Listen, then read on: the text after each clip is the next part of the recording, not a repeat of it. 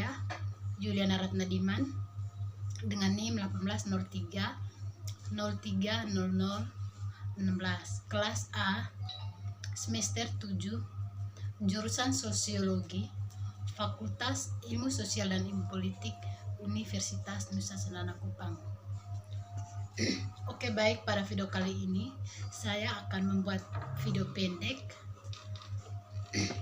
untuk memenuhi tugas mata kuliah kajian seminar masalah sosial pertemuan buku ke-7. Oke, baik, langsung saja kita membahas mengenai judul bukunya, Keterkaitan Studi Media dan Agama di Asia. Oke, baik, studi media dan agama di Asia. Keterkaitan media dan agama dalam konteks ini sejauh ini telah dipelajari dengan sejumlah fokus pendekatan dan metode. Saat melamar definisi media yang luas, istilah ini mencakup beragam genre dan format, mulai dari media massa modern seperti media cetak ke media digital seperti media sosial secara detail.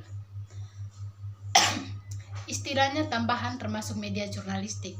Dengan demikian, tidak mengherankan bahwa studi yang ada berbasis di berbagai latar belakang disiplin, mulai dari studi Asia, dari studi agama ke studi media dan komunikasi. Untuk menyebutkan beberapa, banyak dari publikasi yang ada sebagian besar dalam buku ini seperti yang ditentukan di bawah ini. Kami menemukan studi yang berfokus pada genre media yang sama serta jauh lebih bagus, menerapkan lintas media perspektif dan studi menganalisis materi empiris dalam regional sebagai ruang lingkup transregional.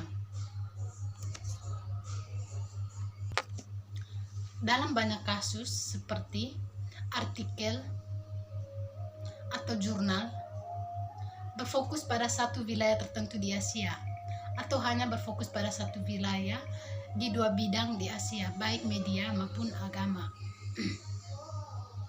Singkatnya, studi tentang persimpangan media, terutama tidak eksklusif media digital dan agama di Asia sejauh ini telah diterbitkan dalam susunan yang luas, tempat dan ruang lingkup dengan gambaran umum yang lebih terstruktur dan sistematis. Sebagian besar masih kurang. Ketika melihat artikel yang ada di media dan religion di Asia, menjadi jelas bahwa banyak berkonsentrasi pada geowilayah grafis Cina, India, dan sebagian Korea, Jepang, termasuk dalam wilayah yang diteliti lebih luas. Sedangkan wilayah Siberia, Utara Asia, Asia Tengah, dan wilayah Asia yang berbahasa Arab, termasuk Timur Tengah Arab, termasuk di antara yang kurang diteliti wilayah di Asia. Asia kepulauan termasuk Filipina, Malaysia, dan Indonesia terletak agak di antara dua kutub. Dalam penelitian tentang persimpangan media dan agamanya. Oke, baik, yang kedua saya ingin menjelaskan mengenai mediatisasi dan agama yang dimediasi. Mediatisasi sebagai pendekatan dan konsep untuk mempelajari keterkaitan media dan masyarakat pertama kali terkenal terutama di media dan ilmu komunikasi, tetapi hari ini telah memperoleh pengaruh banyak disiplin ilmu yang tertarik pada studi media dan agama lebih dari semua. Sedangkan sebagai istilah, bahkan sudah sebagai konsep, mediasi dapat ditelusuri kembali ke awal mula media dan komunikasi. penelitian dalam ilmu-ilmu sosial. Khususnya sampai tahun 1933, baru sekitar penggantian tahun milenium, bahwa dua pendekatan mediasi yang dapat dibedakan atau tradisi yang ada saat ini berkembang sepenuhnya, institusionalis dan tradisi sosial konstruktivis. Yang pertama dari dua pendekatan mediasi yang dapat dibedakan didasarkan pada gagasan bahwa individu bidang, budaya, dan masyarakat, diantaranya agama, menjadi subjek ke logika media yang melekat, yang terutama didasarkan pada kepentingan ekonomi. Dari ide yang mendasari ini dan dikembangkan terutama dalam studi jurnalisme dan komunikasi politik, lembaga tradisi nasionalis mempertahankan bahwa media pertama dan terutama dipahami menjadi media jurnalistik merupakan lembaga sosial yang mandiri dan sebagai mengikuti seperangkat aturan tertentu, yaitu dilembagakan. Ini mencakup gagasan bahwa aktor non-media harus menyesuaikan diri dengan media ini jika mereka ingin dipresentasikan di media massa, atau jika mereka mau untuk bertindak dengan sukses dalam budaya media dan masyarakat media. Beberapa sarjana seperti yang paling menonjol membahas dan menguraikan lebih kepada mediasi, khususnya dalam kaitannya dengan bidang agama. Sebagai contoh, Harvard berpendapat bahwa logika media dan fakta bahwa masyarakat semakin dimediasi memiliki efek di luar media. Media mendukung, misalnya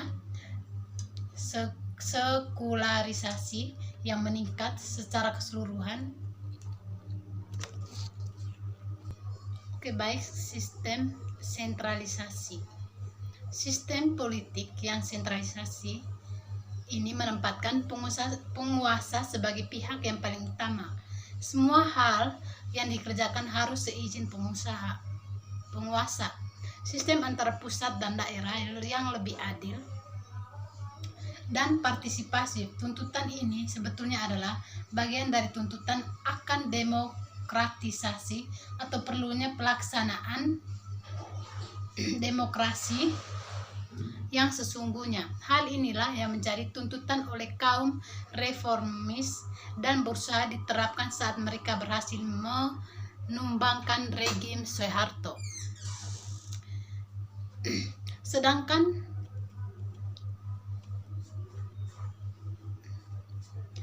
desentralisasi adalah asas penyelenggaraan pemerintahan yang dipertentangkan dengan sentralisasi.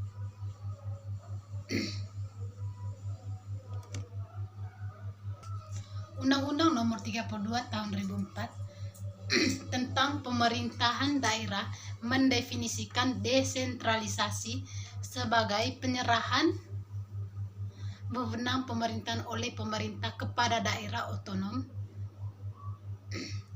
untuk mengatur dan mengurus urusan pemerintah dalam sistem negara kesatuan Republik Indonesia. Penyerahan kewenangan kepada daerah otonom berupa otonomi daerah ini oleh pemerintah pusat dimaksudkan dalam rangka penyelenggaraan pemerintahan daerah sesuai dengan amanat Undang-Undang Dasar Negara Republik Indonesia tahun 1945. Pemerintahan daerah yang mengatur dan mengurus sendiri urusan pemerintahan menurut asas otonomi dan tugas pembantuan diarahkan untuk mempercepat terwujudnya kesejahteraan masyarakat melalui peningkatan pelayanan, pemberdayaan, dan peran serta masyarakat, serta peningkatan daya saing daerah dengan memperhatikan prinsip demokrasi.